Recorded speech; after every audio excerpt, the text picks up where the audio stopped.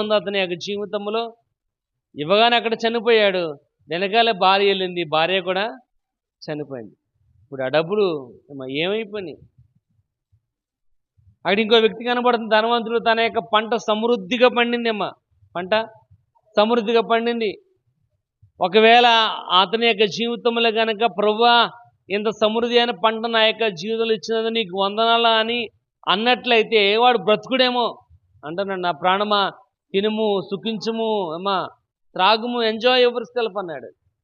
ఆ రోజు రాత్రే వాడు ప్రాణం పోయింది. అన్ని కట్టించాడు, అన్ని డబ్బులు ఖర్చు పెట్టాడు, అంత ధనాన్ని సమకూర్చుకున్నాడు. ఏమన్నా తినగలిగాడా? ఇంకో వ్యక్తి కనబడుతున్నాడు, యోధా ఇస్కరియోతేమా.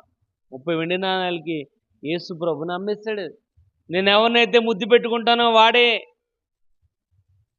చెప్పాడు, ముద్దు పెట్టుకున్నాడు, అప్పగించాడు, అమ్మేశాడు 30 వెండి నాణాలకి. ఒక నాణ్యం కూడా తన యొక్క జీవితమునకు ఉపయోగించుకోలేకపోయాడు. ఒక నాణ్యం కూడా తన కుటుంబం కోసం దాన్ని ఖర్చు పెట్టుకోలేకపోయాడు. ఎందుకంటే ఆ డబ్బుల వల్లే తన ప్రాణాన్ని పోగొట్టుకున్నాడు. గెహాజీ ఉన్నాడేమ్మా.